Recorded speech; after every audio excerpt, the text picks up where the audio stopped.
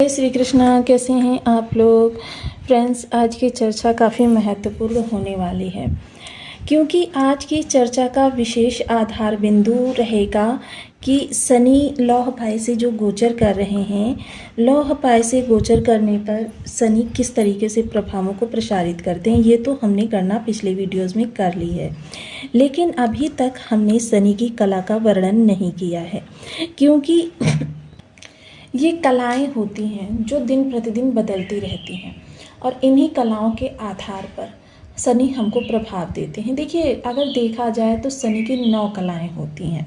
शनि वर्तमान समय में लग्न से गोचर कर रहे हैं और शनि की 9 कलाएं जिनका हम पहले वर्णन कर लेते हैं, जान लेते हैं। सबसे पहले काल कला आती है। यह समय और मृत्यु का सूचक और प्रत्येक व्यक्ति को अपने अनुशासन में रखने के लिए जानी जाती है।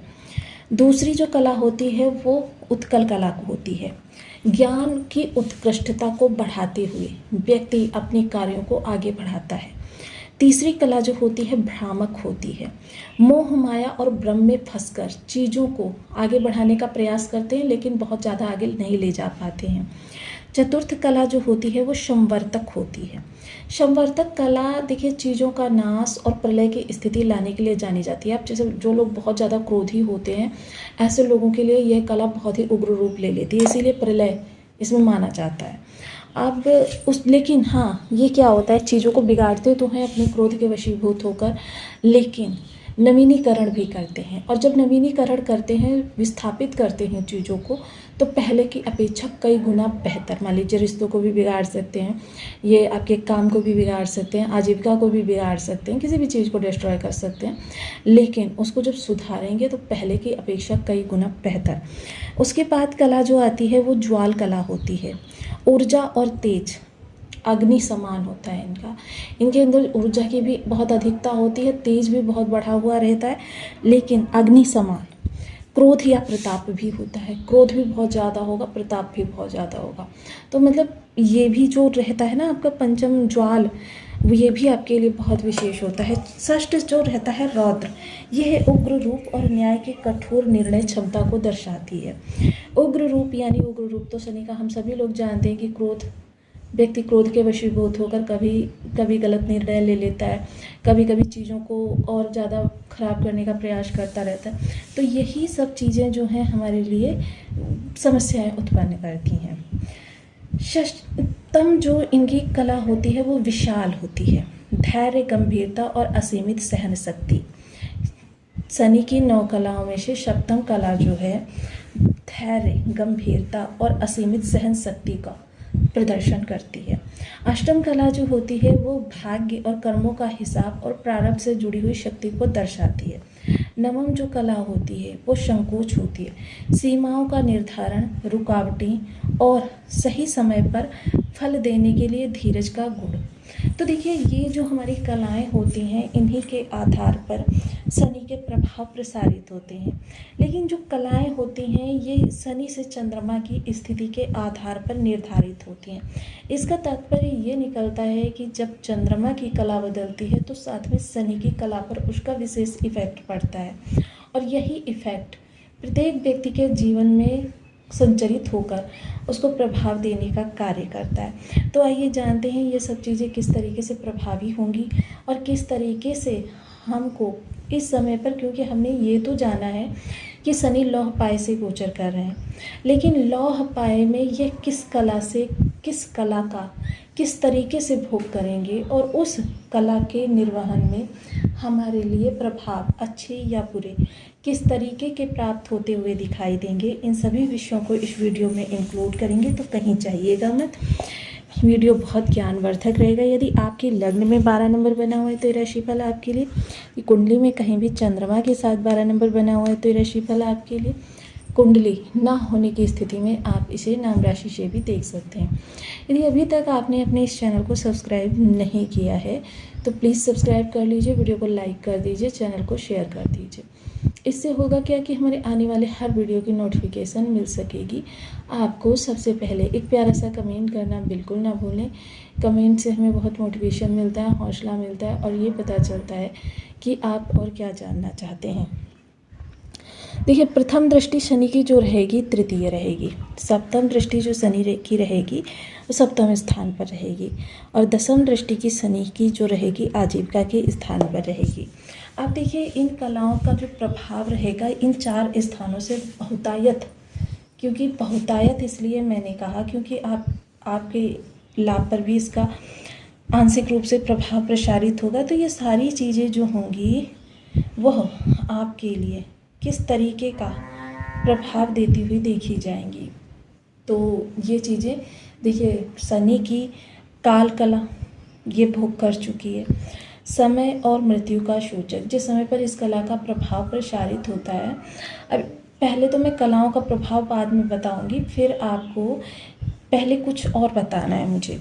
सबसे पहले देखिए, अगर यहाँ पर हम स्वयं हैं, यानी हम स्वयं हैं, हमारा मान सम्मान है, हमारा शारीरिक गठन है, हमारा स्वभाव है, हमारा स्वास्थ्य है, ये चीज़ें महत्वपूर्ण चीज़ें आप नोट कर सकते हैं। इसके बाद तृतीय दृष्टि, सबसे पहले ये आजीविका के कर्म, निर्णय क्षमता और इस छोटे भाई बहन, जो महत्वपूर्ण चीज़ें हैं जिस जिस भाव की, उनका मैं उल्लेख यहाँ पर कर रही हूँ। दूसरे यहाँ पर आपका जीवन साथी है, जीवन साथी और साथ साथ व्यापार और प्लस पार्टनर। अब देखिए, इसके अलावा दसम स्थान पर आजीविका और आपके अधिकारी वर्ग, सहयोगी, निम्नतर कर्मचारी और अपॉर्चुनिटीज़। तो ये जो चीज़ें हैं, जितनी चीज़ें मैंने इस वीडियो में आपके सामने उल्लेखित की हैं, ये वो महत्वपूर्ण चीज़ें हैं प्रत्येक भाव से जुड़ी हुई, जिन पर जीवन का पूरा दारोमदार आपका होता है।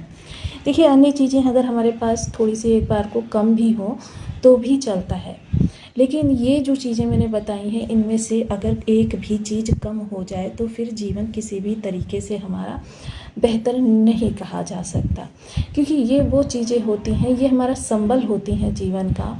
तो जाहिर सी बात है कि सबसे पहले अगर शनि की, क्योंकि शनि किसी भी स्थान पर हो, शनि आपके लिए क्रोध की असीमित परिष्टता को प्रभावित करते हैं, क्योंकि इन्हें कर्माधिकारी कहा जाता है। अब मान लीजिए, अगर ये शनि के पाए में है तो इनका कर्म, क्योंकि इनको कर्म के आधार पर ही किसी भाव में श्रेष्ठ या अश्रेष्ठ दोनों ही स्थितियां प्राप्त हो जाती हैं। तो ऐसी स्थिति में अगर शनि आपके लिए किसी भी तरीके से खराब प्रभाव दे रहे हैं तो आपको तुरंत जन्म स्थान की जन्म कुंडली पर चले जाना है। वहाँ पर शनि को देखकर, अगर शनि किसी पाए में, देखिए जिस भी भाव में हो शनि, वहाँ पर किसी ना किसी पाए में जरूर होंगे, क्योंकि इन्हीं के आधार पर शनि के चारों पायों को निर्धारित किया जाता है। अब वहाँ पर उस पाए में आपको ये देखना है कि शनि किस कला का भोग कर रहे हैं। ये चीज़ देखकर आप बखूबी जान सकेंगे कि शनि के अगर प्रभाव आपके लिए कष्टकारक हैं तो क्यों कष्टकारक हैं। और जब आप देखिए कारण जान जाएंगे तो आसानी से उसका निवारण भी हो सकेगा, और जब तक आप मूल कारण नहीं जानेंगे, आपका निवारण भी नहीं संभव हो पाएगा। तो इसीलिए देखिए, क्योंकि शनि इस समय जिस प्रभाव को प्रभावित करें, गोचर की अगर चर्चा करें तो गोचर आपका वर्तमान समय में, क्योंकि चंद्रमा की चाल डे बाय डे बदलती रहती है, 2.25 दिन का एक भाव में चंद्रमा का गोचर होता है, क्योंकि ग्रह कभी भी एक स्थान पर स्थिर नहीं रहते हैं, इनका घूर्णन होता रहता है, और इनका घूर्णन होता है, चाल बदलती है। तो देखिए, जाहिर सी बात है कि जब चाल बदलेगी, घूर्णन होगा, तो फिर ग्रह का प्रभाव भी बदलेगा। अब ऐसे में चंद्रमा की प्रत्येक चाल डिसाइड करेगी कि ये काल में गोचर कर रहे हैं, या ये उत्कल कला का प्रभाव दे रहे हैं, कि भ्रामक कला का प्रभाव दे रहे हैं, संवर्तक कला प्रभावित है या ज्वाल कला प्रभावित है, रौद्र कला प्रभावित है या विशाल कला प्रभावित है, कपाल या संकोच, किसका प्रभाव आपके लिए वर्तमान समय में प्रभावी हो रहा है। क्योंकि यही चीज़ें हैं जो किसी भी ग्रह को सटीकता से प्रभाव देने के लिए, जैसे मैं आपको देखिए हर एक वीडियोज़ में बताती रहती हूँ कि बैकग्राउंड में बहुत सारी चीज़ें चलती रहती हैं। सिनेमा तो कुछ ही लोग सामने आते हैं, लेकिन बैकग्राउंड में बहुत सारे लोग होते हैं। सेम वही स्थिति यहाँ भी होती है कि आपके सामने तो एकमात्र शनि है, भाव है, राशि है, लेकिन बैकग्राउंड में देखिए कलाएं भी हैं, चंद्रमा की स्थिति भी है, क्योंकि चंद्रमा की स्थिति ही निर्धारण करेगी कि कौन सा ग्रह किस तरीके का प्रभाव प्रसारित कर रहा है। इसीलिए मैं सदैव आपको बताती हूँ कि देखिए, चंद्रमा को शुभ रखना अति अनिवार्य है। कोई भी राशि है आपकी, कोई भी आप लग्न है आपकी, किसी भी प्रभाव को कोई भी ग्रह आपका अरिष्ट है, लेकिन चंद्रमा नहीं अरिष्ट होना चाहिए। ऐसे में देखिए, चंद्रमा की स्थिति देखना भी बहुत ज़रूरी है। चंद्रमा पाप कर्त्री में है, शुभ कर्त्री में है। चंद्रमा अमावस का है, पूर्णमासी का है। चंद्रमा सूर्य से कितना नज़दीक है, ये सारी चीज़ें हमको बहुत सटीकता से निकालनी पड़ती हैं उसी के आधार पर। क्योंकि देखिए, किसी भी कुंडली की गणना करने में 2 से 4 दिन का समय मूलतः लग जाता है। अगर व्यक्ति पूरा दिन और रात में बैठा रहेगा ना, तो 2 से 4 दिन तब भी नॉर्मली लग जाता है। इसलिए देखिए, आपको किसी योग्य विशेषज्ञ से अपनी कुंडली का एनालिसिस तो एक बार अवश्य कराना चाहिए, अगर आप बहुत विषमताओं को फेस कर रहे हैं। और देखिए क्षमा करें, अगर आप कुंडली का एनालिसिस करवाएंगे और व्यक्ति अपने ज्ञान का इतने समय प्रभाव देकर, तो जाहिर सी बात है कि ऐसे लोग जो होते हैं, पहली बात तो मुश्किल से मिलते हैं, और मुश्किल से मिलने के बाद ही देखिए इनकी जो देखिए अब 2 से 4 दिन लगेगा तो कॉस्ट भी ज़्यादा ही होगी। तो इसीलिए मैं आपको देखिए छोटे छोटे से उपाय हमेशा बताती रहती हूँ। अगर शनि के बहुत ही क्रोधकारी प्रभाव से आप जूझ रहे हैं, तो आपको शनि छायादान करना चाहिए। शनि छायादान के लिए आपको क्या करना चाहिए, या तो लौह पात्र लेना चाहिए या फिर कांसे का बर्तन लेना चाहिए। इसको सरसों के तेल से भरकर इसमें अपना मुख देखकर, और फिर इसे या तो किसी आप जिसको बहुत ज़्यादा आवश्यकता हो ऐसे व्यक्ति को दे दें, बर्तन सहित दें तो अति उत्तम। और अगर ऐसा संभव नहीं हो पा रहा है, कोई व्यक्ति ऐसा नहीं मिल रहा कि जिसको आवश्यकता है, तो फिर आप इसे शनि मंदिर